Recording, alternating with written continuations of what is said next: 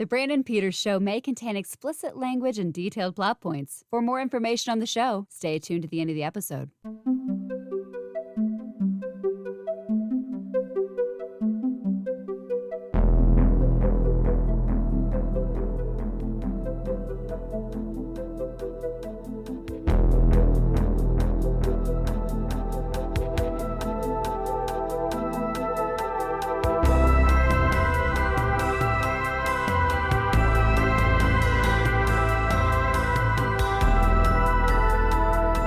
And now, here's Brandon. Welcome back to the Brandon Peters Show and our Tim Burton's big retrospective series. Tim Burton. It also features Scott Mendelson from The Rap. Thank you for having me. It's always a pleasure. All right, this fourth installment of the series will feature us discussing Ed Wood from 1994, 1996's Mars Attacks, 1999 Sleepy Hollow, and Planet of the Apes from 2001, an odyssey in and of itself. I wanted to note at the top, we ended last episode with Tim Burton's The Nightmare Before Christmas, which he produced. He did not direct, but we felt that's an inclusion in his canon. During this period, and in 1996, Henry Selick directs James and the Giant Peach, which Tim Burton also produces. But because that movie doesn't have Tim Burton's name plastered all over it in the marketing, I think it was known that he is involved, and it's kind of the characters. I don't know. It doesn't have voice talent that says, "Hey, it's Tim Burton's people," and plus, let's give Henry Selick some fucking credit for something on his own. That's basically here. what the movie was. Like, here's your reward for directing a movie where some other guy got all the credit. Yeah. So, and I'd like to think that Burton, I'll put my name on that sort of as a thank you. Yeah. So I decided to not cover it as part of this and count it as a Henry Selick picture. Yeah, I imagine, and if I'm speaking out of turn, so be it. He had about as much to do with James and the Giant Peach as he did with Batman Forever. Right. Yeah. Yep. Nope. Yeah. It's that. Yeah. Exactly. So yeah, we're in his first film. We're gonna start. Okay. So, this episode leading up to our first film here, this is gonna be our first up and down period of his work. So right now he's just been flying high. While we're coming off him, he was working on Batman 3. I don't know if he was gonna call it Forever. Do you know that, Scott? I don't. Okay. Batman 3, he was involved in production. He had a script. He'd cast Marlon Wayans to play Robin. I believe the Riddler was going to be the villain.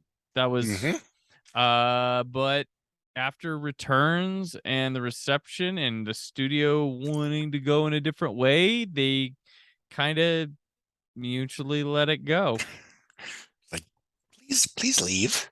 We're not going to fire you, but please quit. Yeah, it was kind of that way, and he got a producer credit. But his Batman 3 was not seen, and Marlon Wayans got paid for a movie he wasn't in. Billy D. Williams got paid to not be in Batman Forever. And yeah, but two actors have in common. I can't quite figure it out. But Tim Burton, he's the racist. So Tim Burton leaves that. He goes on in this time. So his Batman Forever or Batman Returns is 1992. He's got his next film will be 94, but in this time he takes on Mary Riley, which was starring Winona Ryder, his frequent collaborator. But things went south there as they tried to fast track the film. They replaced Winona Ryder with Julia Roberts, and he left it. So that's where. So if you've ever seen the Julia Roberts Mary Riley, that was supposed to be Tim Burton's film. Did not happen, and I'm sure it didn't happen the way he had planned it. But I'm one of 8 people that actually likes that movie. I saw it on opening. I saw it with a double feature with Jackie Chan's Rumble in the Bronx. Oh wow! So there's some total whiplash for you right there. Random 6 Degrees of Separation. That film, of course, co-stars John Malkovich as the Jekyll Hyde character. Yeah. And he was allegedly, as recently as the summer of '93, neck and neck with Robin Williams for the Riddler in what would eventually become Batman Forever. Gotcha. Williams allegedly got tired of them, waiting to pull the trigger either way. Malkovich, it didn't happen. And by the summer of 1994, we ended up with Jim Carrey out of nowhere getting $5 million, fresh off the success of Ace Ventura: Pet Detective. And I think The Mask had either just come out or was about to come out, but they knew it was going to be a hit. And this was, of course, during that incredible triple whammy year that was Jim Carrey's 1994 with Ace Ventura: The Mask and Dumb and Dumber. And, regardless of who you think should have played the Riddler, he was absolutely a huge added value element in terms of continuing that franchise's reign atop the domestic box office. It was a big, it was a huge, it was the choice you make in that moment, and you would make if you traveled back in time in that moment. And I think he's very good in that. People were in love with that performance back then. Time has made people change their minds on things that I never liked it to begin with. Shut the up. Everybody went and saw Batman Forever and was like, oh, well, this isn't going to be so bad without Burton. Yeah. I mean, it was a different kind of film, and it obviously was a bit campier and a bit more family friendly, for what that's worth. But what I like about Carrey's performance, without getting too distracted here, is that it builds. He doesn't start Looney Toony. In the opening act, he's an almost realistic, stalker type character, who's obviously, let's be honest, wants to fuck Bruce Wayne. And the film is on point about that as you get away with being in 1995. Joel Schumacher is openly gay. There's a lot of subtext. But that helps give that film some fucking flair and color. Oh yeah, absolutely. It gives it personality. I love it. Yeah. And I'm just trying to imagine John Malkovich like, riddle me this, Batman. Yeah, it would have been obviously it would have been a very different film. The same way that, to a certain extent, the way that Riddler was somewhat tailored to Jim Carrey's persona that screen persona at the time, in the same way that, Arnold Schwarzenegger playing Mr. Freeze, for better or worse, was very different than, Patrick Stewart. And I don't know how serious that was. That might have just been online fan casting. Well, and there's a world where Tommy Lee Jones is a good Two-Face Harvey Dent, but someone needed to tell him to cool it with competing with Jim Carrey like that. Yeah, and I think that's a big reason why they didn't get along on that set, because Jones, I think, was directed to do what Carrey was already doing well, and it's like, this isn't my thing. It's not the character. And it's funny because I figured when they brought Two-Face into the picture that they would use the former friendship between Bruce Wayne and Harvey Dent as a way to make Bruce Wayne slightly more sympathetic and relatable after his somewhat comparatively off-putting work in Batman Returns, but whatever.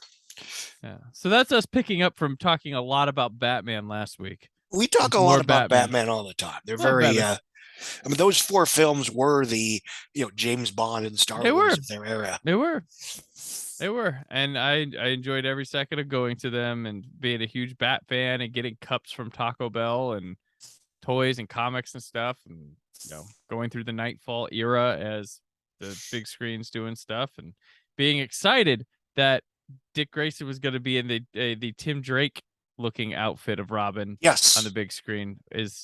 That was a moment. And to this day, I'm always annoyed, and I get turning him into quote unquote Nightwing early into Batman and Robin. That's not whatever, but we really never got a single scene of Batman and Robin fighting bad guys together.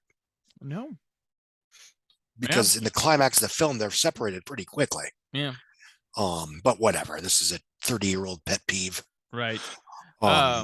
So that's the movies that Burton didn't touch. But he had his name on one of them. So he leaves Mary Riley, but at the same time he was producing a film about the life and times of Ed Wood, which he would want to fast track himself. And the director of it, he had the director of Heathers, and what was his name? Layman, something like that. I believe so. But he couldn't get he had a scheduling conflict with he was directing Airheads at the time, and so Burton came on to do it himself. So our next film today, Ed Wood. From Touchstone Pictures. You flying saucer? Critics are calling Ed Wood one of the year's funniest films. It's science fiction, a heartbreaking romance. It's a supernatural thriller. Rolling Stone says Johnny Depp is terrific in a hilarious performance. All right, everybody, let's finish this picture. Martin Landau is a sure thing Oscar nominee. My name is Bela Lugosi. It's Tim Burton's most provocative film. Do you reject Satan and all his evils? Sure. Ed Wood, rated R. Now playing in select theaters. Which is also written by Scott Alexander and Larry Karaszewski from a book by Rudolph Gray called Nightmare of Ecstasy, starring Johnny Depp, Martin Landau, Sarah Jessica Parker, Patricia Arquette, Jeffrey Jones, Lisa Marie, Vincent D'Onofrio, Bill Murray, Mike Starr, Max Casella, G.D. Spradlin, and Juliet Landau. Is Jeffrey Jones in the running for most Burton movies so far? Quite possibly. So far it's gotta be, because I mean he was in Beetlejuice. He's, what am I missing? Was he in Edward Scissorhands? No, he was in Frankenweenie, right? No. There was a character in that I said Jeffrey Jones. If he'd have met Jeffrey Jones at the time he played, so he's in Beetlejuice. He's in. Oh, he didn't show up in Scissorhands, did he? No, I think it's only 2. So this is 2, but he'll be in more tonight. Yeah, this is not his last stand tonight. But yeah, so we've already talked about problematic figures. Johnny, the Johnny Depp this podcast is full of them. The Jeffrey Jones. We don't have any more that have appeared recently that are in this movie, right? Bill Murray. Oh no, that's recent. I mean, we've all known. I mean, I mean, anyone that paid attention to the first Charlie's Angels. I mean, Lucy Lou was right. Well, we went from going, that girl can't take a joke to, oh, wait. I figured the fact that they replaced him, as cruel and mercenary as this sounds, the fact that they replaced him and not her for the sequel meant that he clearly ruffled some feathers in a bad way. He also had a thing where he didn't do sequels. Unless they're Garfield or Ghostbusters. So there was unless he wants to sabotage Paul Feig's Ghostbusters. Yes. Yeah. So yeah, this movie's about ambitious but troubled movie director Edward D. Wood Jr., who tries his best to fulfill his dreams despite his lack of talent. Notable here, music by Howard Shore, not Danny Elfman, who they had conflicts on Batman Returns and Nightmare Before Christmas. So Tim's like, I'm going to go in a different direction. And you know what? Doesn't miss a beat for a sound like that sounds like a Tim Burton movie, and also mixing with an Ed Wood movie. Doesn't miss a beat. And there's choices I absolutely love by Shore in this that I don't think Elfman would have gone to places unless they were picked by Burton to do. But I'm talking about like the Lugosi going with the Swan Lake stuff. Yes. And there's the theme from Glenn and Glenda that goes with, but I don't think Elfman at this stage of his career would have been reprising stuff. And I don't think it's a controversial / hot take to suggest this might be his best movie. Tim Burton? Yeah. Oh. I mean, this is certainly his first film that got universally rave reviews, even from critics like Roger Ebert, that wasn't, who, this isn't a criticism, wasn't a huge fan of most Tim Burton movies. He gave he wasn't big on Edward Scissorhands for some of the same reasons I don't love it as much as other people. He was not big on the first 2 Batman films, or any of the first 4 Batman films. Yeah. Et cetera, et cetera. But, Ed Wood was just such a spectacular artistic achievement. Even if skipping ahead a little bit, it turned out to be his first super duper flop, even though, I mean, it's, and I'm as guilty of this as anyone, the kind of films that used to be successful, blah, blah, blah. But, I remember in 1994 when nobody showed up to Quiz Show and nobody showed up to Ed Wood, and very few people showed up to Shawshank Redemption. It's the idea of those kind of films struggling in theaters while everyone goes to see the quote unquote big movies. That's not a new problem. Now, things have changed in terms of what is a big movie and what the audience that still exists for everything else happens to be. I think that pie has gotten smaller and smaller because of streaming. Right. Forrest Gump wouldn't be a gigantic movie now. Forrest Gump would have crawled to 100 million worldwide, and we'd be grateful. Yeah. Rather than being the movie of this year, this is a big. So, Ed Wood. This is I mean, other movies he had like design, Oscar production design stuff. But this one really probably had somewhat of an Oscar push, although it's a stacked year. But it went 2 for 2. With best makeup for Rick Baker and best supporting actor for Martin Landau for portraying Bela Lugosi, which is the first time someone has won an Oscar for playing somebody who was in the movie business. So I did not know that. Yeah, and the funny thing is, Rick Baker's like took the job knowing Landau was cast as Lugosi because he didn't think he looked like Lugosi, so he wanted him to look like Lugosi. So in doing so, the tandem got an Oscar for each other. There you go.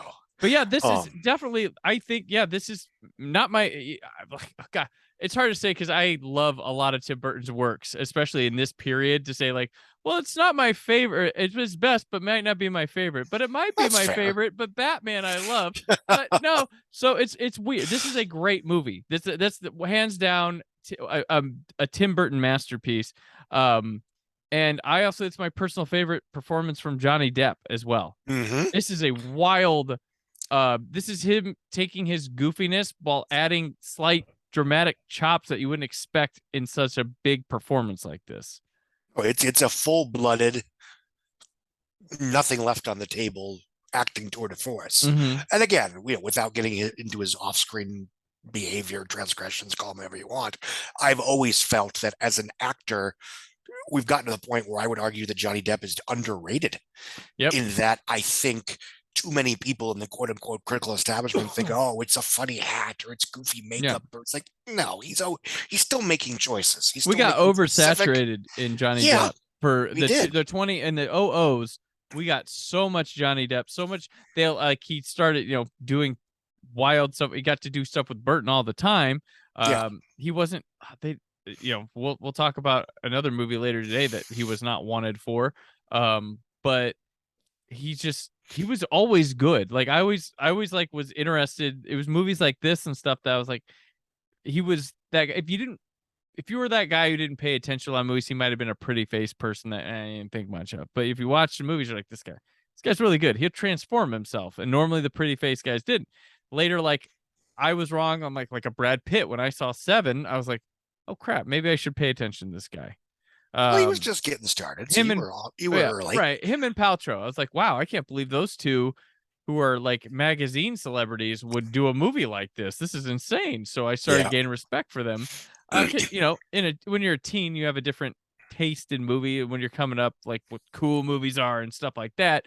But yeah, here Depp's big, larger than life, and everybody here in this movie, and Burton too, respects and enjoys these people, and the humor just comes because you see the era, what they did and stuff. It's not no one's poking fun at everybody. And I mean it's a knowing, loving comedy. And the text, subtext, whatever you want to call it, is just making movies is so fucking hard. That to even make a movie, even one of the worst movies ever made, is a miracle unto itself. Especially in these, pre-digital areas where you can't just shoot something on your cell phone and sell it to Lionsgate for $10 for DVD. Well, and also to show that even people who make movies you consider bad or whatever are passionate about it. They're still visionaries. There's still people trying to make a good movie. They still maybe can talk about movies really well. The one thing that struck Burton and Depp with this movie that they loved about Ed Wood, because it was culminated from reading letters of his, is how they got the thing, is that this guy really thought he was making like Citizen Kane every time he went out to make Plan 9s, Glenn or Glenda, Bride of the Atom, Orgy of the Dead, those movies. Like he really thought he was making a difference. He was making those big films, and he was a guy that you could say early on took genre films seriously. He cared about them. They weren't trash to him. They were. I think that's, for better or worse, I think that's partially how he got the moniker of the worst director who ever lived. He wasn't the only guy that made Z-grade science fiction films in that era, but his films had a certain sincerity. And I mean, this comparison is going to sound insane, so forgive me, but basically Plan 9 from Outer Space is Terminator 2, in that it's a big, flashy sci-fi adventure that's all about, dear God, humanity's going to blow themselves up. How do we stop this? Right.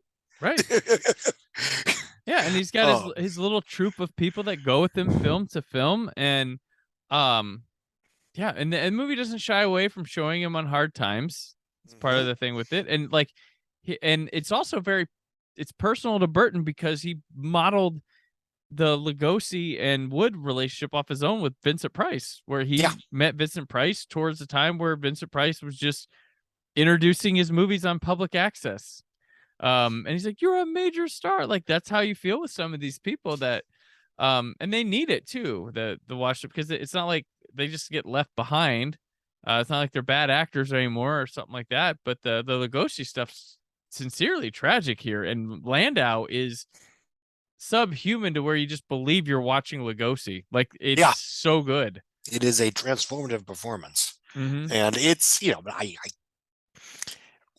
whether I would have voted for Samuel L. Jackson in Pulp Fiction that year or not is, you know, it's one of those two, because they're both just fantastic performances. Yeah, like, it's a stacked year at the Oscars. It's insane. I mean, offhand, 1994 may have been, like, exception of maybe 1999, is probably the best year of the 90s for mainstream or just below the mainstream theatrical cinema. Yeah. But I mean, when a popcorn picture as good as Clear and Present Danger barely cracks the top 10, and today that movie would have swept the Oscars. We just went to see it for fun. Yeah. Back in the day, it didn't have to change the world. But as far as Ed Wood goes, I mean, you know, obviously the black and white cinematography is gorgeous, and it perfectly captures the era. He wound up at Disney because they were gonna let him shoot black and white, because this was at Sony and Columbia Pictures, and they were like, no deal. Went into turnaround, and then Disney picked it up, put it under Touchdown. So, and once again, he fails at Disney, but it's maybe his best. It's arguably his best film. Yeah, and well, you know, they were Disney, which, I mean, Disney wasn't.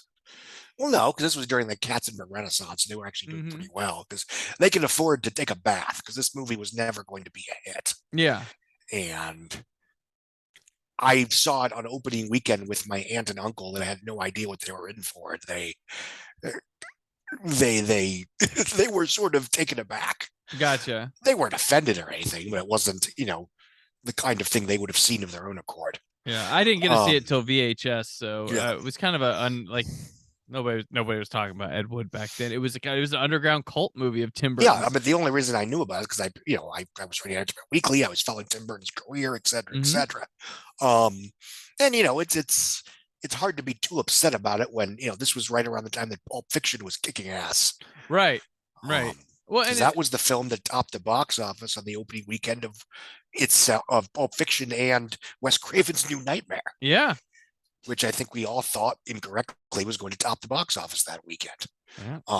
To be fair, I think it was a Saw 6 scenario where you had a spectacular entry after two comparatively subpar sequels. Well, and the last one saying you killed him. That too. You know, like, it's as it happened. And you know, this one, Burton also said he liked he liked the quicker shoot and stuff and the script, because he wanted to be a more character-driven film and less style-driven. But I'm like, do you just like fart Mona Lisas? Because, geez.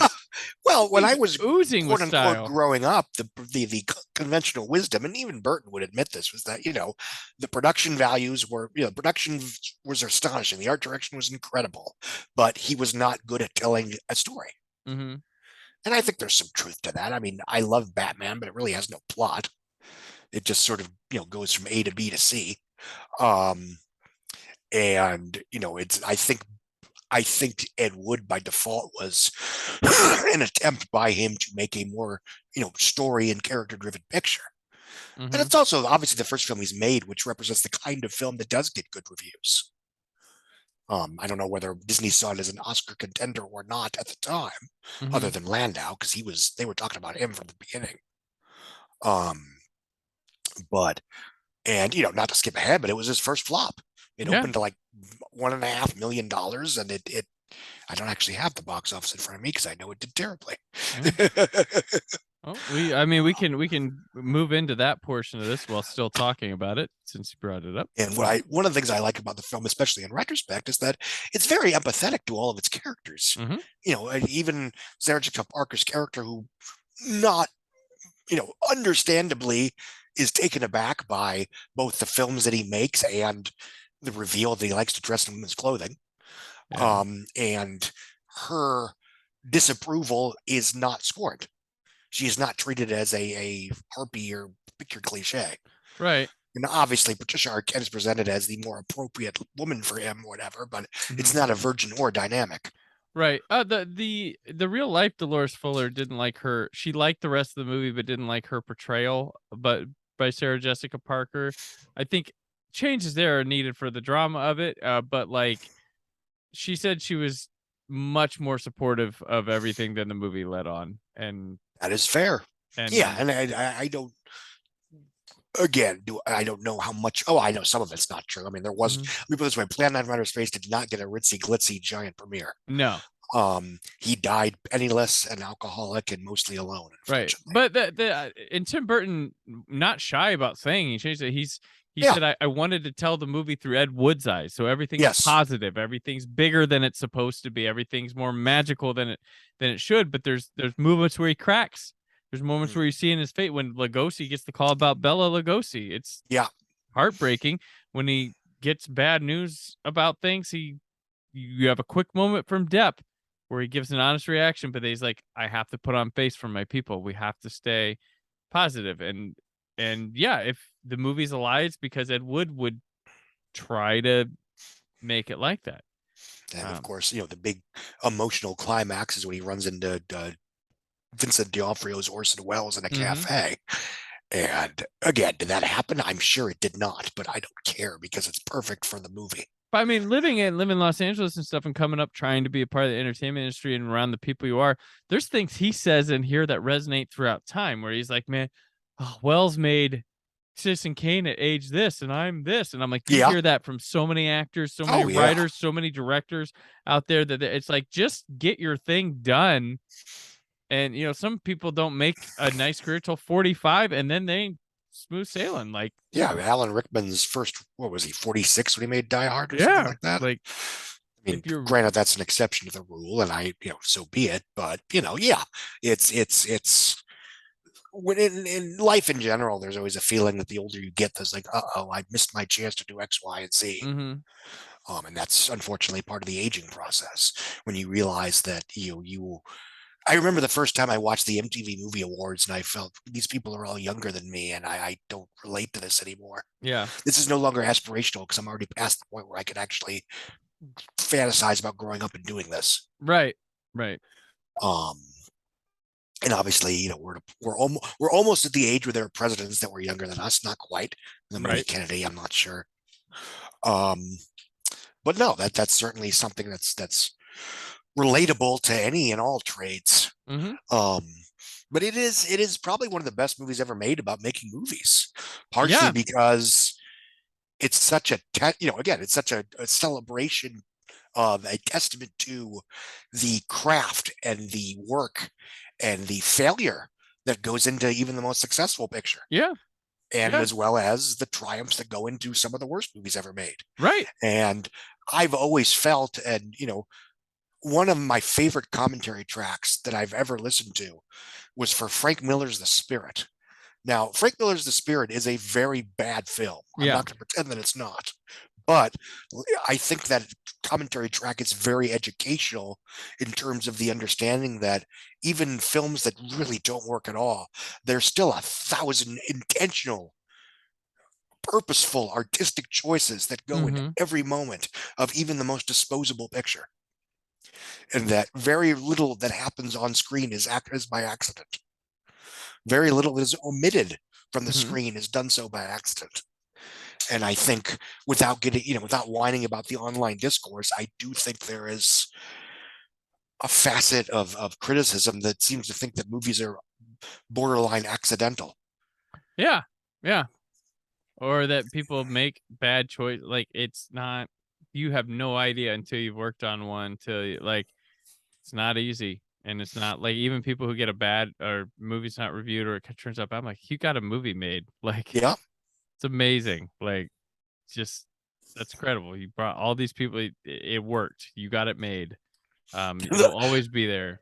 And then there are some movies that are so bad that I think of that Jared Leto line from Lord of War, which is maybe doing nothing is better than doing this. Fair enough. Fair enough. Yeah. But this one, I think the thing is, it is an A to B to C biopic type thing, but it picks the window of him making those first couple films to focus on everything. So I don't think it's not a cradle to grave. Well, yeah, it's not. Yeah, it's not that. I don't think it is, and it's heavily stylized and makes the A to B to C interesting because it goes in ways you don't expect.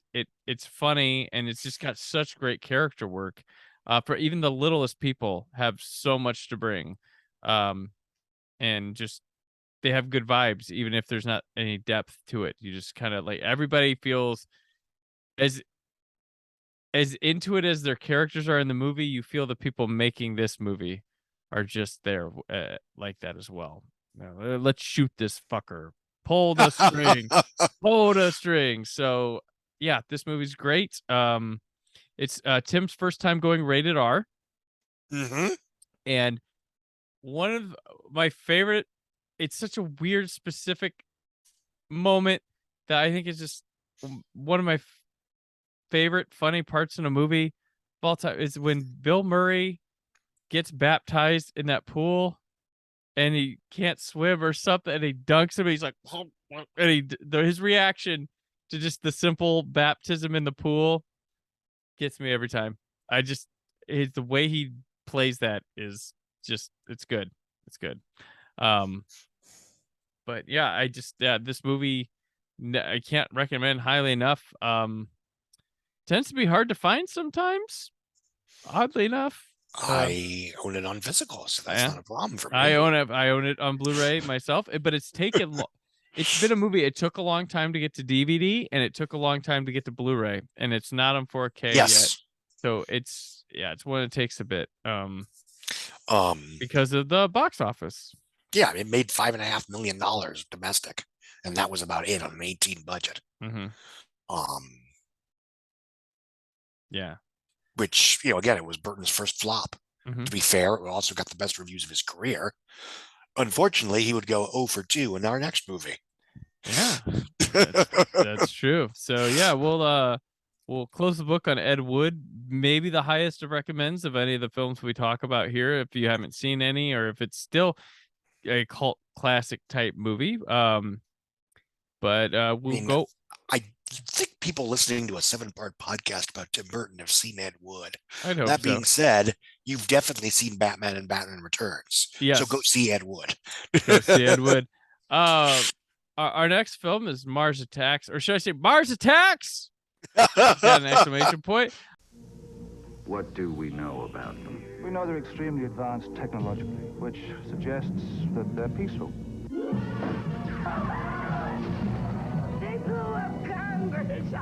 I want the people to know that they still have 2 out of 3 branches of the government working for them, and that ain't bad. See the biggest cast on the planet while it's still here. Whoa, Mars Attacks. Directed by Tim Burton. Starts Friday, December 13th at a theater near you.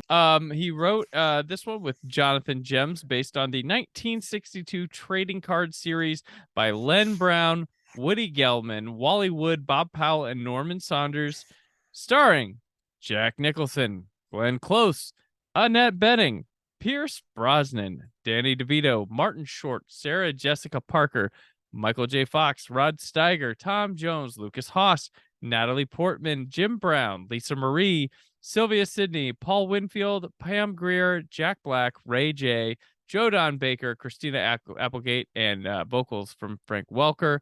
Earth is invaded by Martians with unbeatable weapons and a cruel sense of humor. Scott, forgot at the top that this episode could also be subtitled The Lisa Marie Era, because yeah, oddly enough, she's in all 4 films today and then nothing else. This Mars Attacks. So up front here, Danny Elfman returns.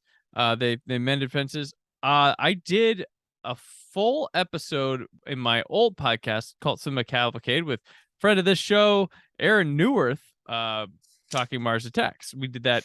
Why the fuck wasn't I invited, That was Brandon? like 7 years ago. You're on the better. I've known you for a lot more than 7 years. You're on the better conversation because Aaron picked that one, I believe. I'm just giving you shit. You're on the better conversation about it. So 7 years ago. So if you want a longer conversation about Mars Attacks with me, Aaron, and then some other dude, yes. So based off trading cards, this is like Garbage Pail Kids, the movie, right? Except $80 million. Yes. So Tim Burton, he tries out for a CG thing, originally intended to be stop motion, but the budget kept cutting down. I think, though, because of the very comic booky, cartoonish nature, the mid-90s early CG is tolerable because it's going for that 60s kind of look and not some like this is real life aesthetic. So, but he said go ahead. I'm sorry. He said he wanted to make the special effects look cheap and purposely fake looking as possible. So mission accomplished. No, I really enjoy the special effects work in this picture. Yeah. I did when I was 16. I still do. And again, there is a certain intentional artificiality that I think serves it very well. You know, these cartoonish movie stars are playing characters who are being attacked by literal cartoons. Right. And when I first saw the film when I was 16, I felt like it was a very good, very sharp satire of what was then the modern blockbuster template. Mm-hmm. The problem was the film had come out just after a very good summer movie season. So there really wasn't anything to make fun of. Independence Day was good. Twister was good. Mission Impossible was good, et cetera, et cetera. I think part of the problem was this movie went into production before Independence Day. This had been around since like the late 80s, went through different hands before it got to Burton. Even in the early 80s, like Alex Cox, I think was it this one? I think, or something like this. Well, the script was written, it was shooting, they had no idea what Independence Day was. And then it was meant for a summer release, but then it comes out in December, and it looks like, marketing wise, it looks like they cobbled up together some quick celebrity filled parody of Independence Day. And it's not that, though it has some same beats, but that's due to like just any kind of disaster movie type thing. And I think public reception wise, how many people went thinking they were seeing a parody of Independence Day, and it's not that at all. Well, also, I mean, there was plenty of marketing by the end, but we didn't even get a trailer for this picture until the opening weekend of Space Jam, which was just over a month before this film's opening weekend. That was mid-November of 1996. There was a sneak preview over Thanksgiving weekend, which I attended. So, basically he went from a trailer, 2 weeks later, a sneak preview, and then 2 weeks later, the film's wide release. Mm-hmm. And to be fair, I mean, I'm not going to pick on 30-year-old marketing, but there were plenty of previews and TV spots and all that jazz by the end. But this was a lightning fast campaign. And it wasn't very good trailers at all either. It was, I mean, I was looking forward to the film because I liked everybody was in it. I liked Tim Burton. I liked the ideas. I liked the movie. I still do. When I was 16 years old, I thought it was hysterical. I relished how macabre and ghoulish and mean it was. The last time I watched it was probably about 10 years ago, give or take. Mm-hmm. Yeah. And what stood out is that intentionally or not, and I'm going to assume unintentionally, it almost feels like a very conservative satire of liberalism. In the idea that, I get that. That Rod Steiger, a lot of the characters are reacting to this clearly malevolent alien menace in the way that, in the mind of a conservative, the liberals and Democrats would have acted to Al Qaeda after 9/11. Like, they maybe don't mean harm. We can coddle them and treat them, give them diplomacy. And even though they keep, blowing us up again and again and again, there is a certain, big Hollywood a daily caller mentality that, again, I don't think it's intentional, but it's interesting. Maybe it is. I don't know what the writers' politics are. No, that's not my concern. Yeah. But even that, I mean, it's still a very funny movie. The trailer did pick a good line. I to throw. I always love the Nicholson. I want the people to know they still have 2 out of 3 branches of the government working for them, and that ain't bad. And yes, it delivers. Like Nicholson's delivery, I was like, that was a good one. And there's a certain chutzpah to make a movie with a cast this big, where the 2 leading heroes are Pam Grier and Jim Brown. Right. Which even then I was like, well, that's refreshing and interesting. And again, this was just 6 months after, Independence Day had become a big hit, partially because it cast a guy like Will Smith alongside a guy like Jeff Goldblum. It's that was a very Clintonian, what we hope America is and can be type action fantasy. Yeah. Where, a black man, a baby boomer, and a waspy Jew team up to save the day. Yeah. With the help of a sympathetic trailer trash guy. Yeah. Yeah, no, this cast, like, we got Burton players returning. We got Nicholson, Sarah Jessica Parker, Lisa Marie, Sylvia Sidney, Danny Elfman, Danny DeVito, Joseph Marr, Olan Jones, and Annette Bening, kind of, because she was supposed to be in Batman Returns, but she gets this one. But Pierce Brosnan, brilliant. He's very good in this. A lot of the stars are just there. They're kind of like where the key joke is, hey, look, it's Michael J. Fox. Yeah, or, hey, look, it's, Danny DeVito. I think Brosnan is doing something interesting. I think we still don't know how to use Martin Short properly. No.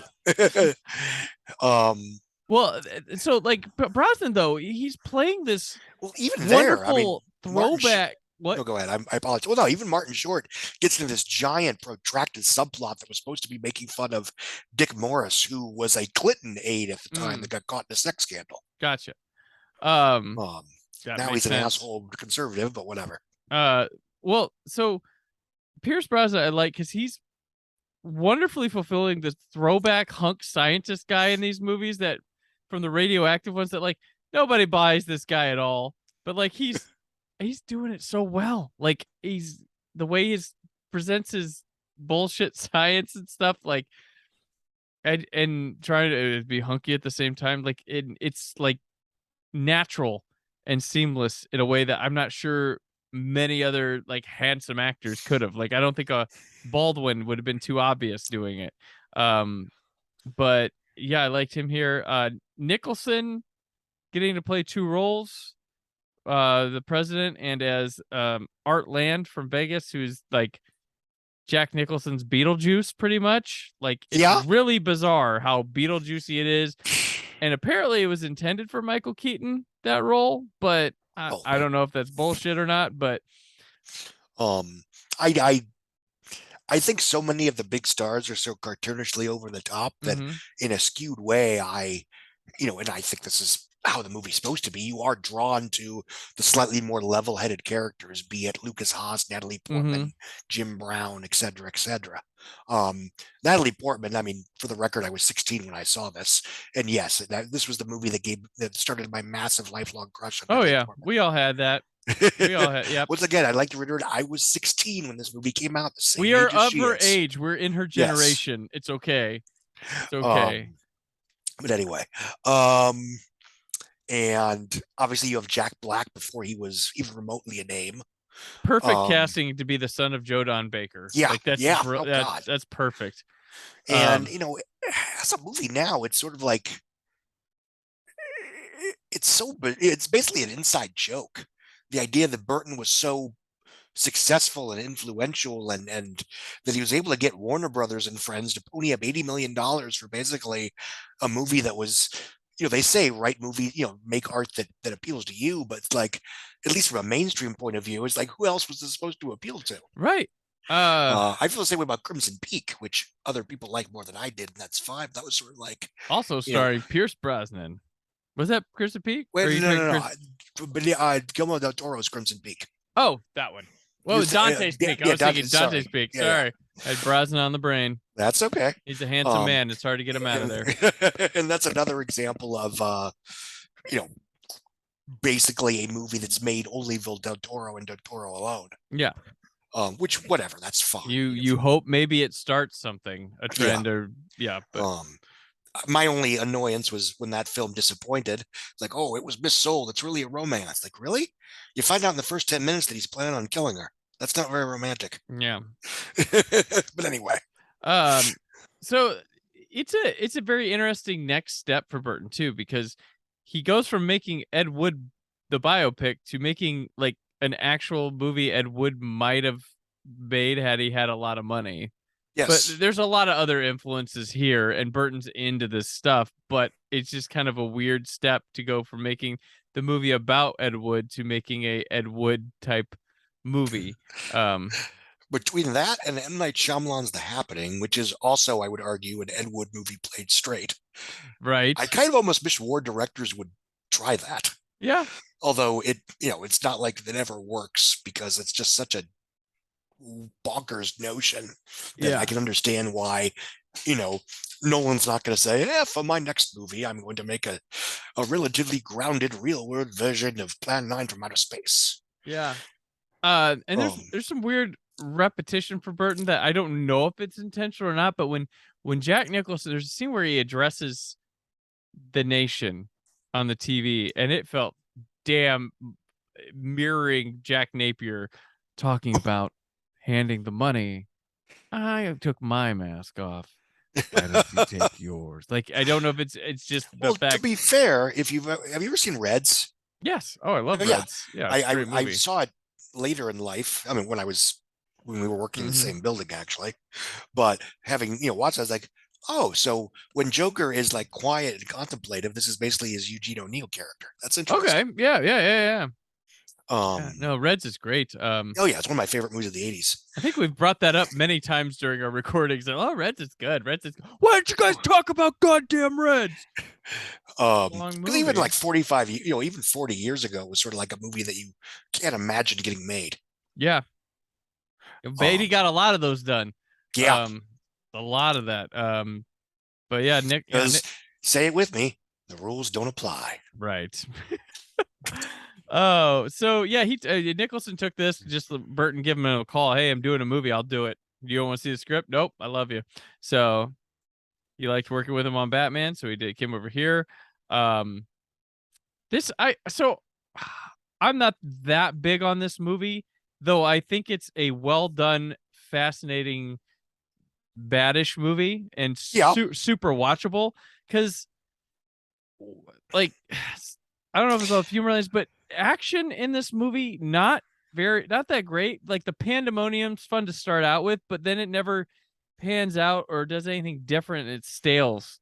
Well, and that's another thing about early Burton, is that he was a terrible action director. Yeah.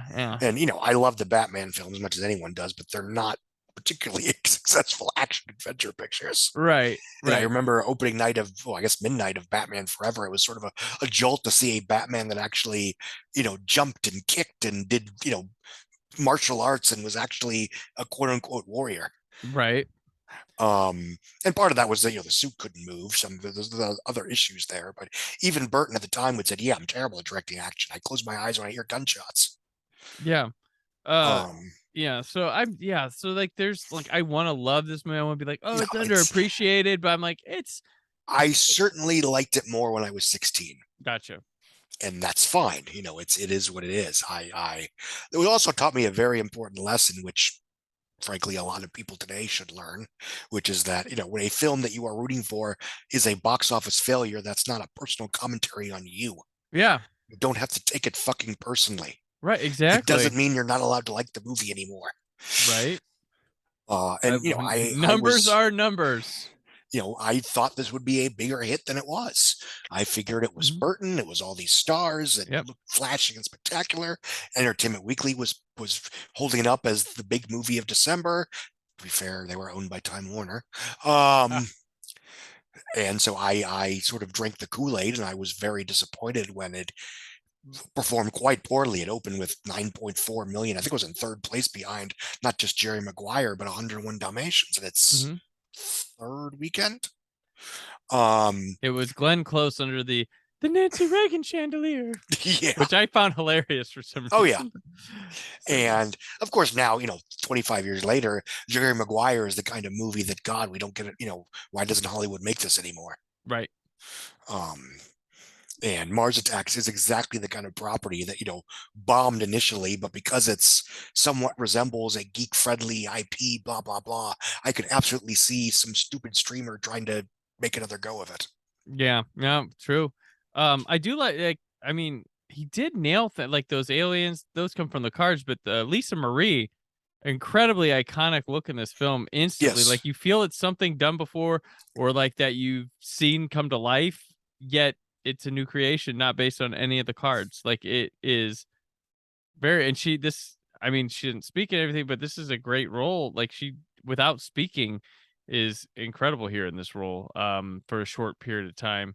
But yeah, works perfectly. It does have a knee slapper for me where the aliens come to greet and he says they come in peace, and that little hippie guy goes, "They come in peace," and he releases the dove before they zap the dove and kill everybody. I believe so. Roger Ebert, I took a quote from him on this movie. He said, "Ed Wood himself could have told us what's wrong with this movie.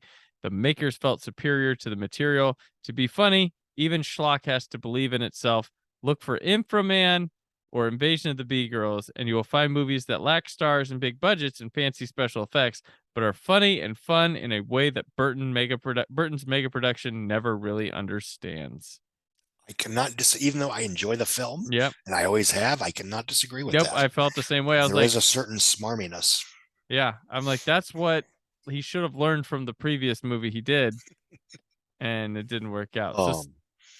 So Scott, and again, comparatively speaking, I mean, say what you will about The Happening, but it's entirely sincere.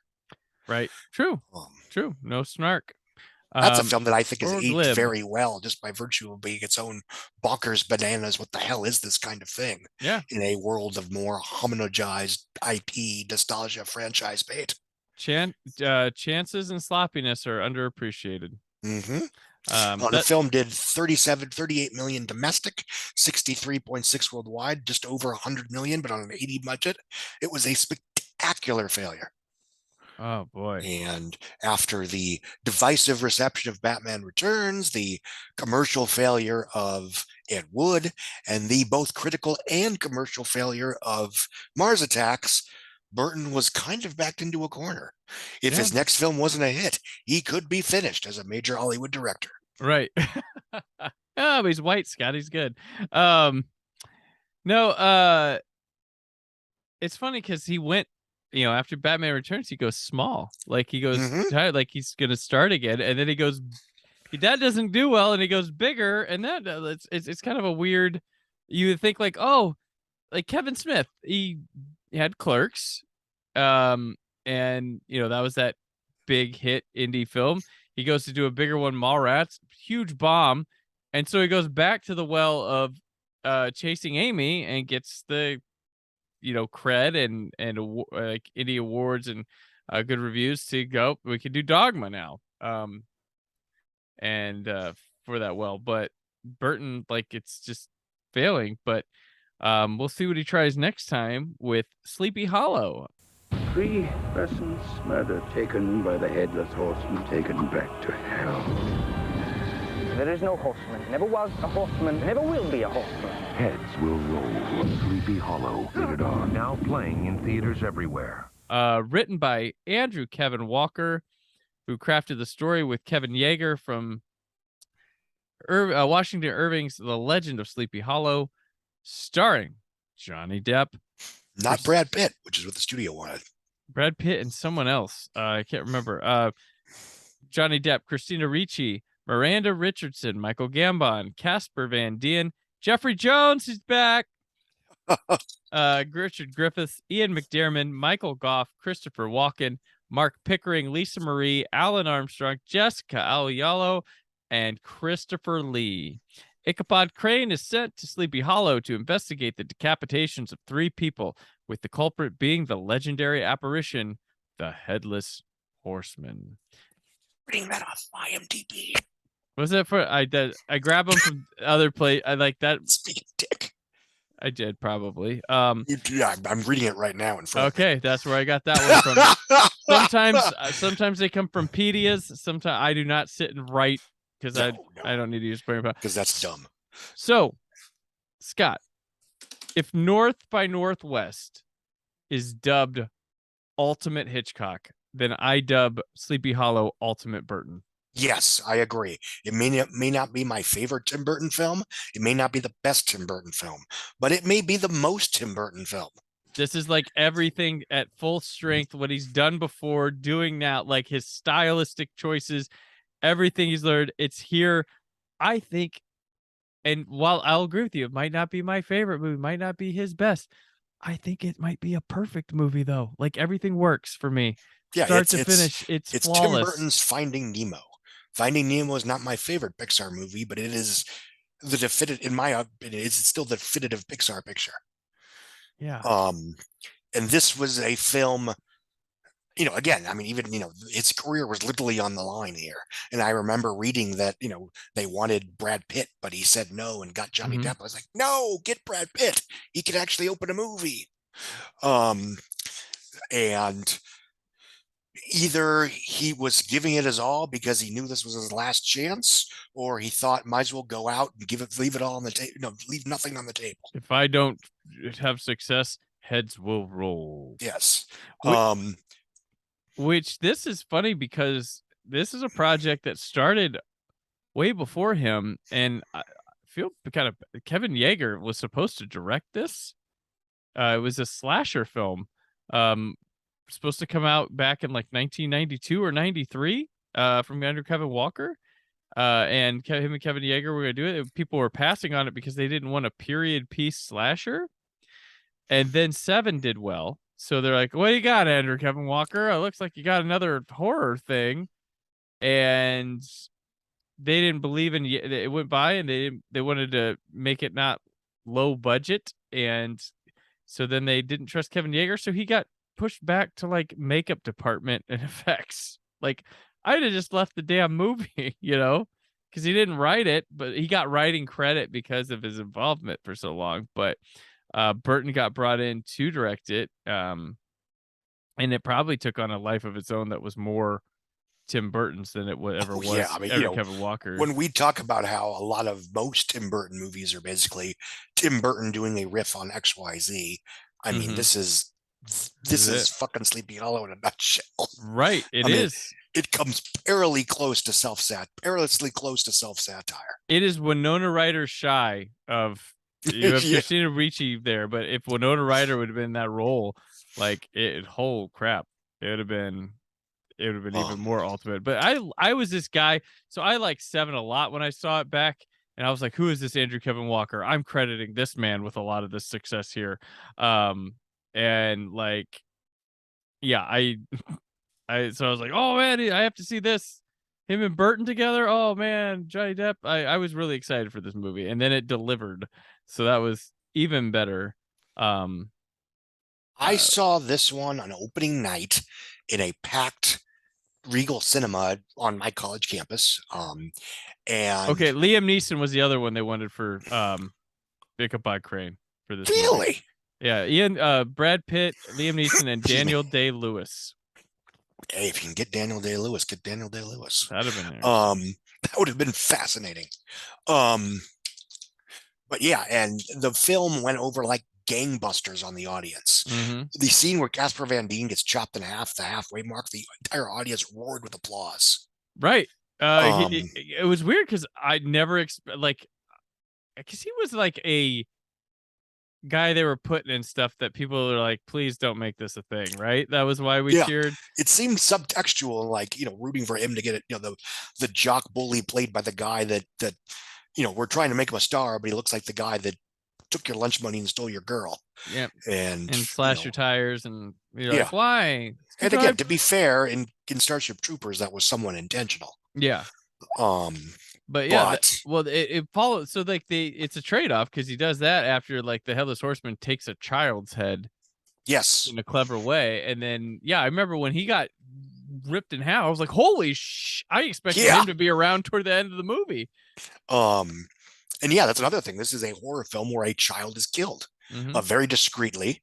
But I remember Burton said in the commentary that it's like, when he was a kid and he was watching these movies, he always felt kind of like, being literally treated with kid gloves. The idea that, just because you're a kid in one of these movies shouldn't mean you have plot armor. Right. My words, not his. And this was an attempt to say, no, he's in just as much danger as everybody else. And it's funny. This is one of those films that were like in the press, like, oh, we were trying for a PG-13. I can't believe we got an R rating. And then when you watch the movie, you're like, what the fuck are you thinking? Yeah. What on earth made you think this was going to get a PG-13? Yeah. So I think with Air Force One, with Harrison Ford, like, oh, we tried to get a PG-13. It was like, really? Was there a magic tool to take out all the blood and gore? There's a running gag of blood splattering his face. Like, what in what world? And it's very colorful. It's very humorous violence. It's very, I like that they used, 1970s blood, basically. Yeah. And this is a film that is very dark and shrouded in gray. But unlike a lot of modern productions, you can actually see what the hell's going on. You can see it. It's stylish. It's not just a sepia tone filter. Like everything's built and shot around that. It's a love letter to the Hammer movies because they're all in it. There's people in it, and there's establishing shots that are straight out of Hammer movies that still didn't get used today, and it didn't get used after the 70s. But it's here. It's specific. He knows what he's doing. And it's great. And then, you said, like, we have Christopher Lee here. We have Michael Goff here. But he just pads it with other veteran old actors that weren't even in Hammer. Like Ian McDiarmid, like, oh, he's playing the Emperor again. Let's get him another movie. Like, he finished shooting The Phantom Menace and just hung out and then shot, because they shot him in the same place. They shot Sleepy Hollow. But it's great. Like Michael Gambon here, pre-Dumbledore. It's just... It's beautiful, like the blood, it's a murderer's row. And I think it's cool because Hammer never they made Werewolf, Mummy, Frankenstein, Dracula. They never did have those horsemen, so it's kind of like he filled in the blank for him with a film that would hold up great for it. And it's even got like a windmill in the final set piece one of the final set pieces that would have been like it. His action is good here. We complained about it last movie stuff. The action's spectacular here. This is the first Burton movie with halfway decent, and even back then when the reviews started coming out, it's like, hey, for the first time in a Burton movie, the action's good. Yeah. Fun use of Christopher Walken too. I don't think he was. That's another where audience. No, there was no. Because when he started, you're like, what? It's Christopher Walken, and everybody cheered because Yeah. And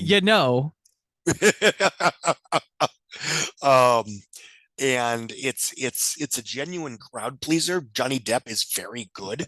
He creates a very unique and goofy but sympathetic character. With strong, with one of several characters in a Tim Burton film that sort of is a man of science who rebels against religious fundamentalism, either literally or figuratively. Well, he modeled it off of Roddy McDowall, so that's who he's portraying. He's playing Ichabod Crane as if he was Roddy McDowall, and I love that aspect of it. But and they change him from a school teacher to a forensics scientist, which is a cool change. And it makes it easier to integrate him into the crime plot. Right. And this is one of the, I would argue, at least in the spirit of his time, one of the rare occasions where he plays into his good looks.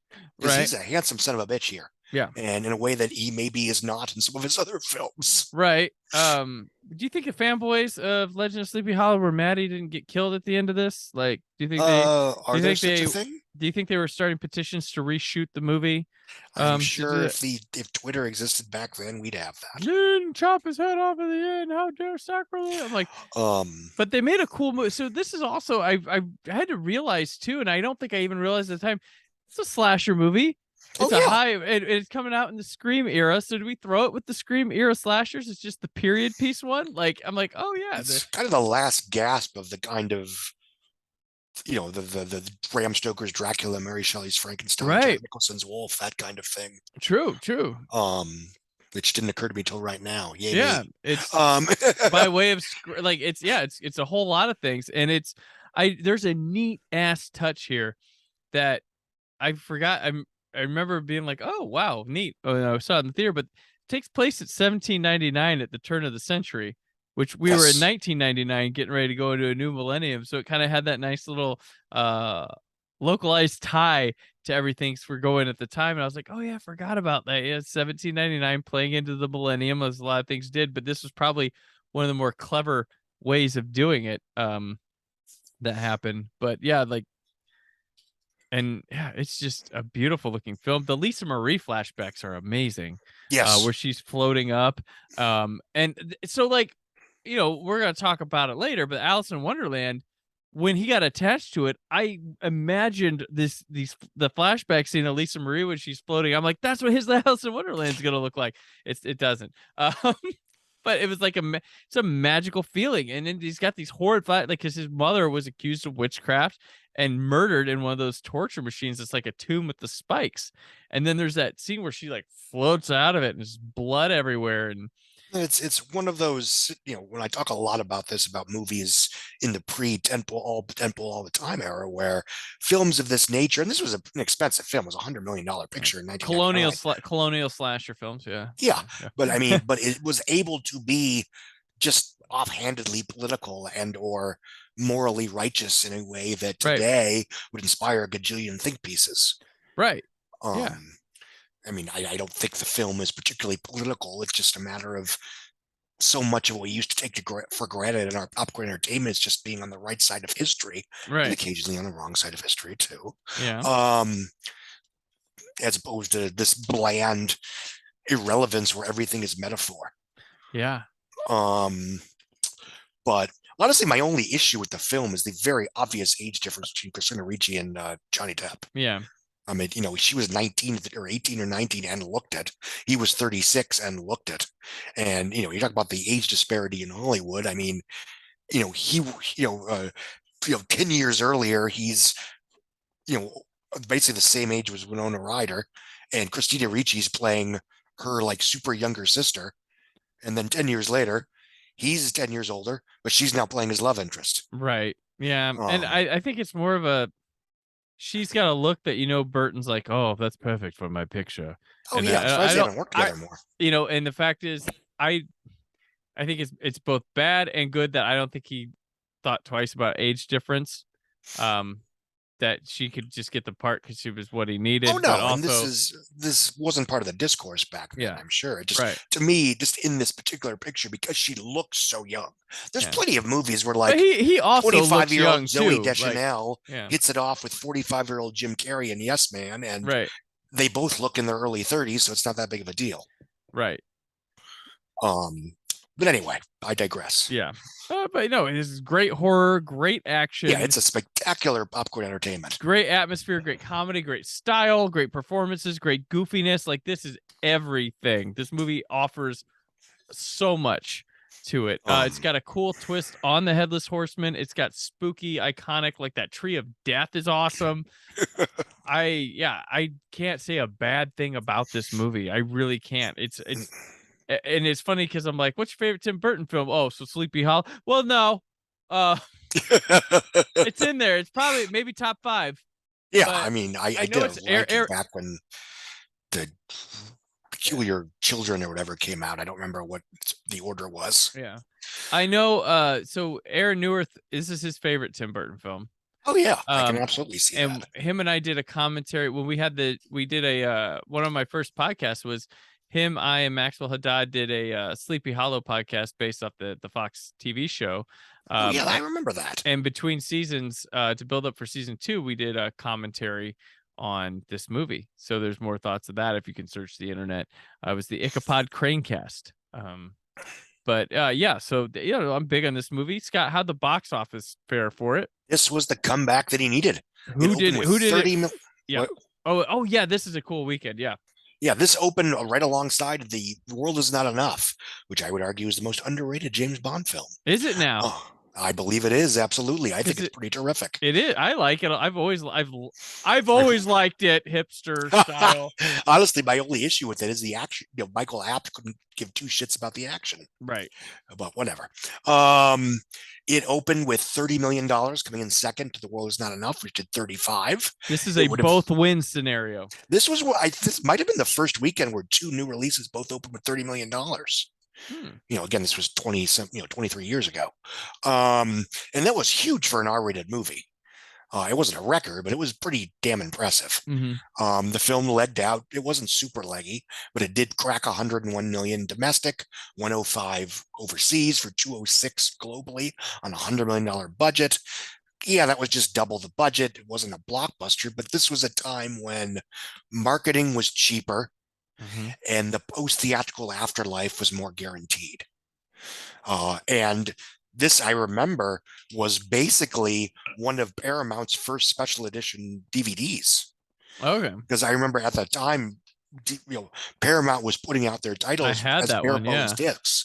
And I was thinking, this is back when I cared. It's like, oh boy, oh no, it's a Paramount, which means the DVD's not going to have special features. It turned out to be a pretty solid disc. Yeah. There was a commentary, there were featurettes, there might have been deleted scenes, I don't remember. But it was just, it was the whole package. It's a Blu-ray that needs an upgrade because it didn't have lossless sound, and the menu tech is really slow on it. Because I was like, "What's going on?" It's like, it came up. So. The reviews were pretty decent, and this was absolutely the comeback that he needed. Yeah. Yep. To me, this almost, to me, Sleepy Hollow sort of feels like the end of the first half of his career. Oh, yeah. And I don't know, maybe it's the first third now. I mean, because we're all old. But certainly the end of his millennium. Yeah. Well, yeah. And part of that was because, the kids that grew up with, Pee-wee, Batman, Edward Scissorhands, we were all starting college. And, by the time Planet of the Apes would open, a lot of us were almost done with college. Yeah. And we were adults now. Yeah. Speaking of Planet of the Apes, I'll let you take over. All right. Yeah. So we'll cross the millennium to 2001 for Planet of the Apes. At the edge of the universe. Why have you come here? A stranger appears. Rise when your master enters. We underestimate the spaceman. A leader is chosen. They all want to see this human who defies the apes. A revolution begins. We can win this. I will hunt him down myself. Here they come. Planet of the Apes. Rated PG-13. July 26th. Written by William Broyles Jr., Mark Rosenthal, and Lawrence Connor, based on a novel, La Planète des Singes by Pierre Bouillet. Starring Mark Wahlberg, Tim Roth, Helena Bonham Carter, Michael Clark Duncan, Paul Giamatti, Estella Warren, Kari Hiroyuki Tagawa, David Warner, Chris Christopherson, Lisa Marie, this is her last, Eric Avari, Glenn Shaddix, Fred and Paul Shen, Michael Chase, and Ramsey Deep Roy, Andrew Agrano, and Charlton Heston. In 2029, an Air Force astronaut crash lands on that's in a couple years. Crash lands on a mysterious planet where evolved talking apes dominate a race of primitive humans. I will note special effects guys like Howard Berger and Rick Baker do make cameos as apes. Scott, this is a film I come back to every so many years. I wind up going through my Apes movies. Sometimes I skip over it. Sometimes I hit it. But for this, in prep for this retrospective, I decided to read the book Planet of the Apes for the very first time. I'm a huge Planet of the Apes is one of my top 5 franchises. Franchise. I hate saying franchise. It's such a sports term. I always try to say film series. Planet of the Apes is one of my favorites. I never read the book it was based on. So in preparation for this, I read it. It's like 100 pages. It's really short. I was like, maybe Burton was pulling stuff here that I could appreciate watching it this time, being like, oh, okay. Aside from it being not Earth and starting on a space station and somewhat retweaking at the end of this movie. No. And to be honest, nobody's done the book right yet. And the book's really good. This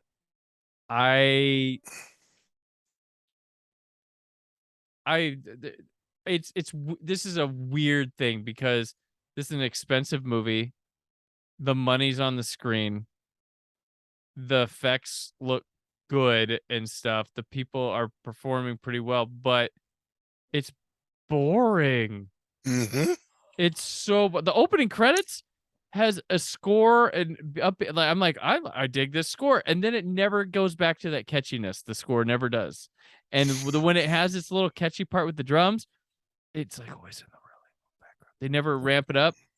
This does not look, feel, or play anything like a Tim Burton movie, and he feels like he was a hired hand, and maybe some of the Ape Palace design like is Burton-esque, but that's kind of stretching it. And casting choices feel forced upon him, like Mark Wahlberg, Estella Warren do not feel like people he would have cast in a movie. No, not at all. And they were both it people at the time. He's coming off Boogie Nights, trying to get him something big. And then she was this it girl. She was a model, and we throw models in movies if they get popular enough. And she had a career that was this and Driven and like one other movie. And I think she still works or something, but didn't pan out here. She's beautiful, and does what she can here, but I don't Yeah, know. this is his first unmitigated miss, critically. I mean, artistically. It was in retrospect, it feels like the first example of something we'd see a lot of in the next 20 years, to be honest, which is what I like to call a generic blockbuster, the movie. Yeah. All due respect, I consider John Carter to be a movie like that, or Jack the Giant Slayer. And ironically, I would say, Alice in Wonderland kind of kicked that off all over again, where you take these non-action-y IPs and try to make an action fantasy out of it. Although maybe The Mummy was first. That's debatable. But this is a film with, the characters aren't particularly enjoyable or engrossing. There's really no plot other than there are apes. I want to not be on this planet of the apes, and the humans should be free. Okay. I have no idea what this movie wants to tell us. There's or a slight metaphor for, animal cruelty and not treating animals as domesticated pets, which, okay, I guess. There's a really dumb callback where Charlton Heston, shows Tim Roth a gun and reenacts his "damn it, they blew it all to hell" speech, which was very weird because even then, Charlton Heston was a very well-known advocate of guns for anyone and everyone. He was not, he was the opposite of a gun control guy, to the point where Tim Roth actually was not thrilled about having to act alongside him, because this was 2 years after the Columbine shootings. Roth actually I don't know if he turned down, or he just decided between the two, but he was initially rumored to be Snape in the Harry Potter films before leaving for this instead. I think this was his already commitment, and he either couldn't, like they wanted him, he couldn't, or he agreed to, but then this, like something with this kept him from being there. And, there was about a 3-week space in which everyone thought Tim Roth was going to be Snape. And that was the 3-week space in which I read the first 4 books in the summer of 2000.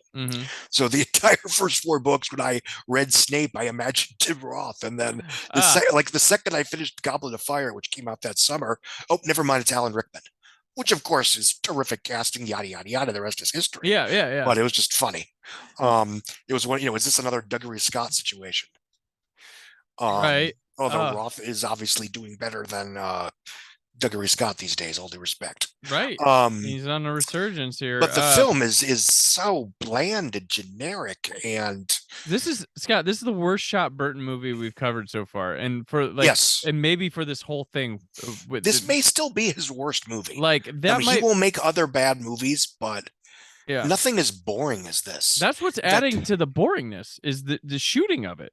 Yeah, it's weird because there was the notion of a Planet of the Apes remake floating around for years. Oliver Stone was attached at one point. Schwarzenegger was going to be in it. Yeah. And this was sort of, in a skewed way, this was sort of the invention of the modern reboot. But here they kept calling it, it's not a sequel, it's not a remake, it's a reimagining. But there were, at the time, a lot of the ideas that were floating around were direct sequels. A sequel to the like, there was like James Cameron was I guess it was Planet of the Apes was a backup plan in case Titanic did not do well for James Cameron. So there were talks with him. That tracks. But this was what he was going to do if Titanic didn't do well. And then, of course, James Cameron goes, okay, how about if I make a movie that's kind of like this, but it doesn't suck? Right. And so the guy who shot this is Philip Rousselot, and he'll do the next 2 Tim Burton movies, but he's not bad. He's not a bad DP. I don't know what happened. He shot Beast recently, which has some amazing camera work. Picture, yeah. Well, that entire film's like one long take after another. I love it. And it's great. And he does some of the best I'm Not Paul Greengrass work. He shot Hope and Glory, River Runs Through, like Interview with the Vampire. Like, this guy is not Beautiful Creatures. We both like that movie. Yeah. The Nice Guy, Sherlock Holmes, 2 Fantastic Beasts. What happened here? Like, he's not coming off being bad. I don't think anyone cared. But it's just like, put the camera down, shoot. And this movie doesn't even want to be in the Planet of the Apes. Like, it just, the minute we get to the city, how the hell do we get out of here? Like, a lot of the idea of Planet of the Apes is the main character gets thrown in and has to integrate. It's not, I guess maybe because Planet of the Apes has action to it, but it's not about action sequences. And this is just like, did we not have the money to I get it, because when you leave, you only need 2 apes because Paul Giamatti and Helena Bonham Carter follow, but it's really wild because I don't know what it wants to do. Like, okay, we have to find this thing, but we have a jerk lead who selfishly leaves his space station to go get this ape. We're supposed to be like, oh, he's save going his to monkey. Save the monkey. So he gets there and he's like, fuck this place. I need to get out. Let's go. Oh, I don't care. And her father sacrificed himself for me. I don't give a fuck. And he's like, runs out and they're like, all right, we'll find out. Oh, there's my space station crashed. Oh, it's all because of me. I did this. Well, fuck this. I gotta get off this planet. Like, what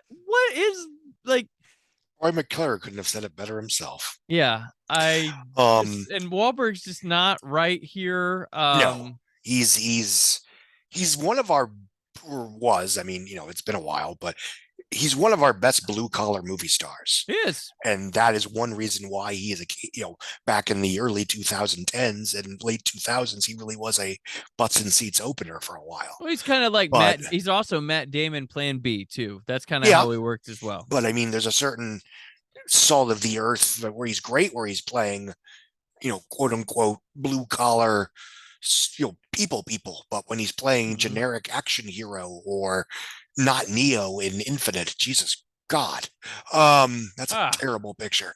Well, here he was doing like stuff like The Corruptor was what they're putting him with Chow and Fat, like, and that I like that picture. No, it was cool. I think that's a good fit for him. He's a blue collar police officer with a strong moral code. I don't want to say he was miscast in The Happening because I wonder if Shyamalan was attempting something very specific, but it's certainly a very strange performance. Right. But no, I mean, Wahlberg is almost an underrated actor just by virtue of, for one thing, he's an underrated comic actor, and that he's very funny when he's allowed to be. Well, he had such a strong, like, I attribute that, I think around the same time, like, he and Kate Hudson break out huge in these movies where I don't know if we've seen either. They're not bad after, but I don't know if we've seen them any better than when we first got to know them with Boogie Nights. And Hudson is a terrific dramatic actor who got pigeonholed into romantic comedies. Right. And he was great in Boogie Nights. And then, I don't know if we've seen him push he's We Own the Night. He was I think that's what it's called. We Own the Night. That one's pretty good. Right. We Own the Night is something people I think just dismissed, and it's actually a really good movie. And I mean, the movie is the movie, but he's perfectly good in Fathers too. He's Yeah, when he needs to act, he can act. It's just, he's very unlike. He's a movie star for people that claim to not like Hollywood because it's a liberal oasis. Blah blah blah.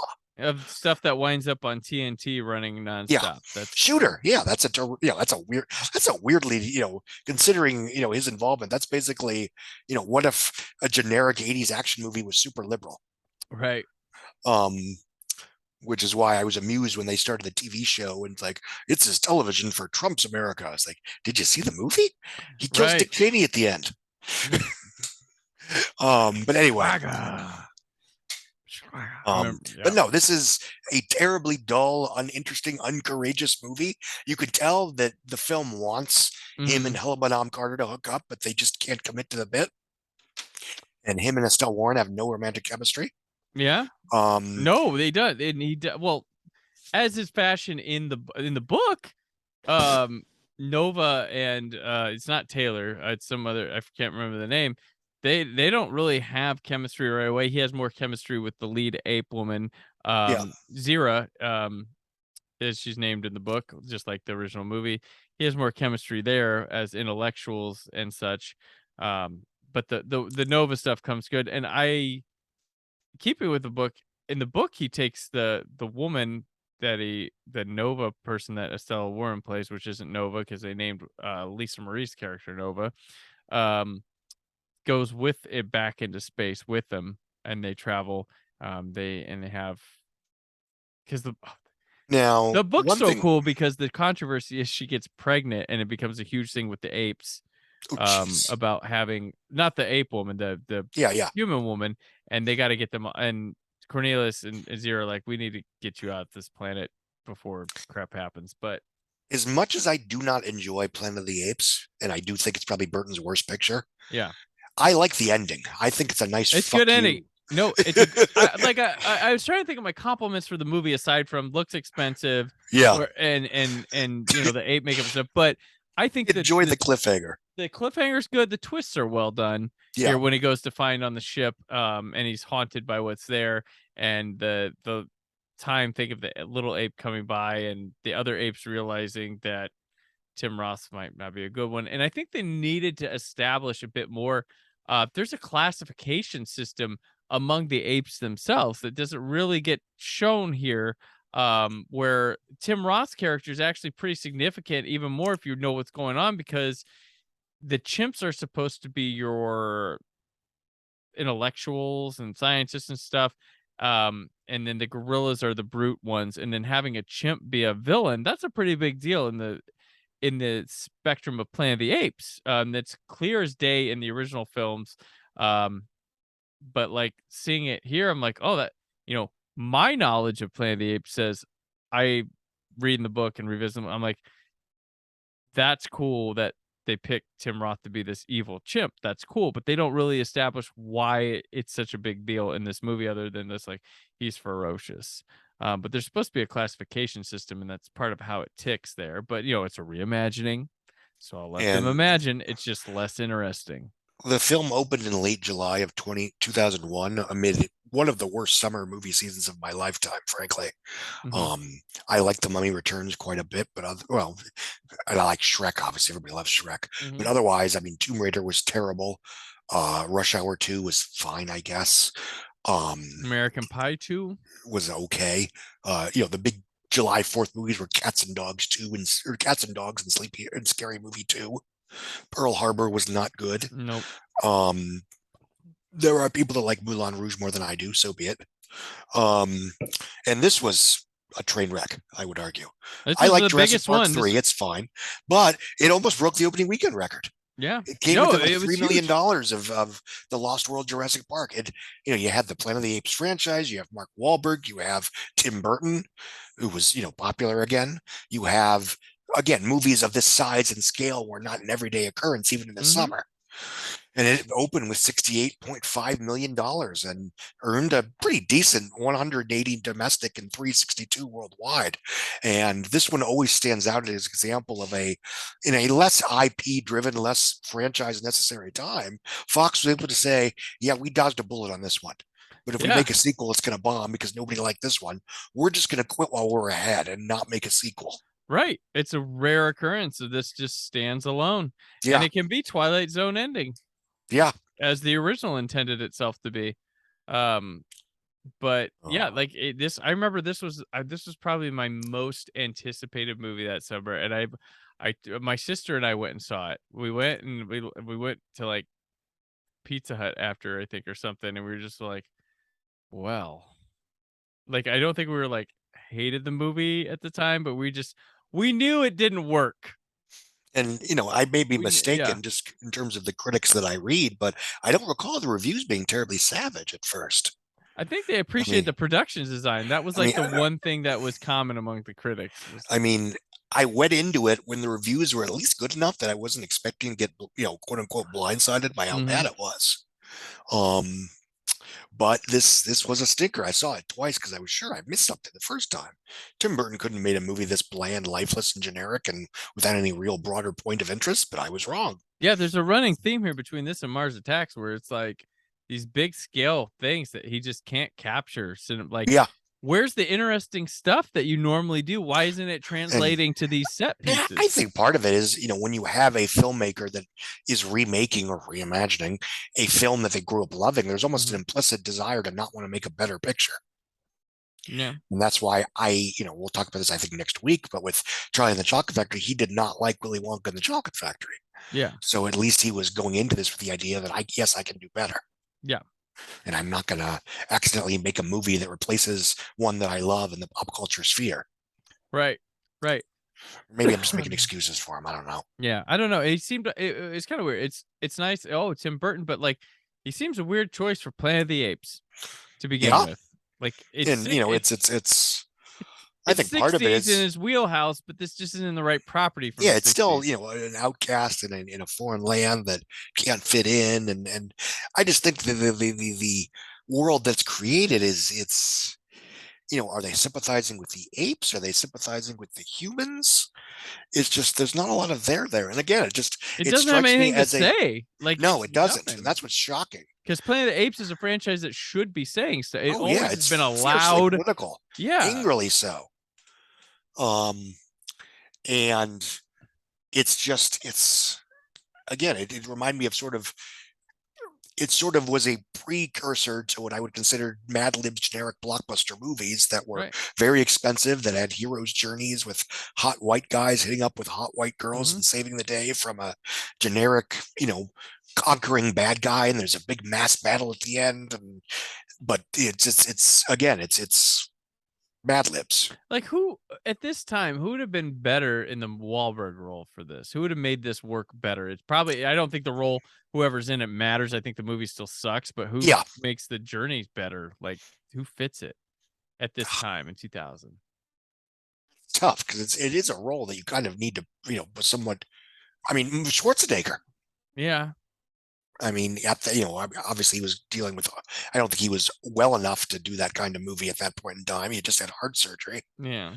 No, that's not true because he was already doing he was already making movies. He had done End of Days, The Sixth Day, and Collateral Damage, which was about to come out. Yeah. But no, yeah, okay, I'll say Schwarzenegger. Schwarzenegger, directed by Tim Burton. Yeah, that'd be interesting. Yeah, that's who we all expect to see because he seemed like he seemed like a natural extension of Charlton Heston, kind of. Well, it's both weird. Had the it's same like kind of presence there. You have a director like Burton that clearly identifies with the Johnny Depps of the world, right? And yet he made $100 million picture starring a variation on Casper Van Dien. Right. Yeah, that's true. That's true. Yeah, I can't. Do you think he approached and was like, Johnny Depp? No, okay. I don't know. He just headlined Sleepy Hollow. Yeah, I'm trying to think of action stars that weren't Schwarzenegger at the time to fit the bill, or because we were in this weird in-between spot where, other than Nicolas Cage, you weren't seeing a ton of, quote unquote, serious actors being molded into action stars. Well, yeah, it's like at this The time, Bourne Identity was the next year. Well, there's no way in hell they're putting like Christian Slater in this. Like that's a no right from the bat. Even though Wahlberg's, he's not proven yet, but like interest level is probably there. I mean, how old is Jason Scott Lee at this point? I mean, he's probably in his mid to late 30s, I'm guessing. Yeah. I mean, well, Keanu's not doing it. Yeah, that's interesting. Yeah.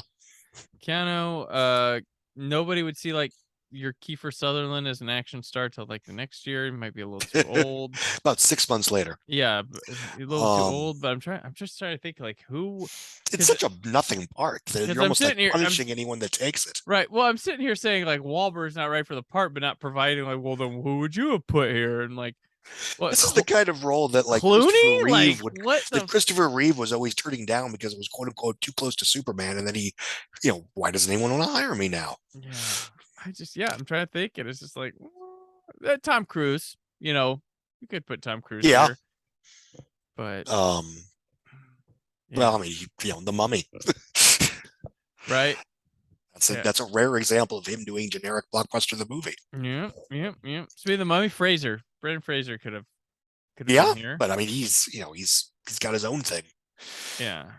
It's trying to think, like trying to provide that's a tough one. Val Kilmer? Acting wise, sure, but I don't think he gets butts in seats. No, not getting butts in seats. God, I just like sitting here drawing blank. I mean, does Will Smith want to do something like this at this point? He's in the middle of doing Ali. Right. And he's in a slump, frankly. Snipes is too intense for it. Yeah. For what you want. Yeah. Denzel? Oh, but he can do anything. So I mean, it's man. He's already older. Yeah. I mean, he's not a young guy even then. Right. Because he's about to play the grizzled old mentor in Training Day. Yeah. Well, I mean, he could do it because he's fucking Denzel. Right. That's what I'm saying. Like, he'd make it instantly more likable, even if the page isn't giving it to him. So I'm just trying to think. Yeah. It's kind of interesting just to be like, who the hell would get this to do this? But no, I mean, the other problem is, again, you have a generic supermodel that isn't really an actress as the female lead. Right. And everyone else is hidden behind ape makeup. Well, I feel like, if not, I bet, you know what? I bet they're like, if Mark says no, see if Affleck's doing anything. Yeah. This is the kind of movie that Affleck would have done during he would have taken movie star period. Yeah. Right or wrong, he was taking the big movie. Yeah. And that's what you do. Yeah. Yeah. Oh yeah. It's still we'll no good. On a low note. 21 years later, still no good. And it's a shame. Like it's such this anomaly of in watching Planet of the Apes, you don't need to watch it. You don't need you can skip over. Like there's no. It's so weird. Like there's no curiosity that needs to be dug up for this movie, and it's crazy to think it's got a named director.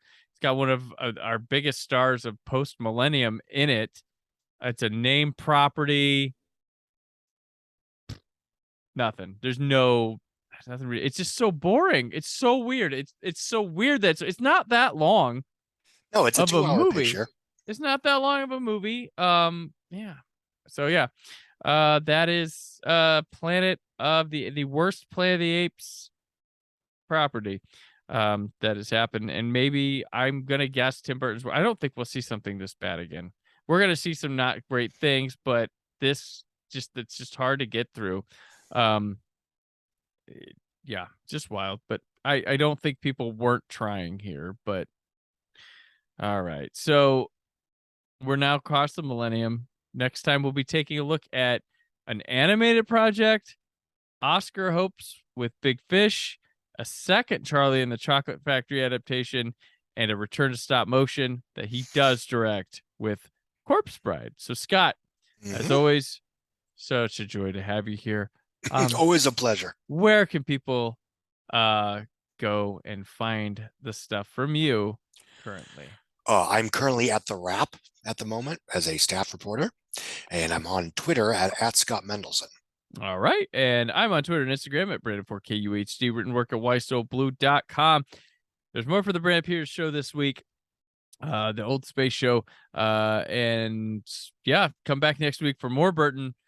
Very, very excited to delve into this other side of the millennium, because things are going to get really interesting here and really different and stuff I don't have just locked in my memory easily. So these are gonna be pretty fun. So till then, stay film positive.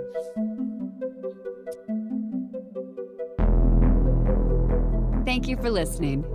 The Brandon Peters Show is a Creative Zombie Studios production. Produced by Brad Shoemaker and Brandon Peters. Written and edited by Brandon Peters. Announcer vocals by Jessica Alsman. Theme song by Metavari. Web design and show art by Brad Shoemaker with Brandon Peters. All music and clips featured in the episode are property of their respective studios, and no infringement is intended.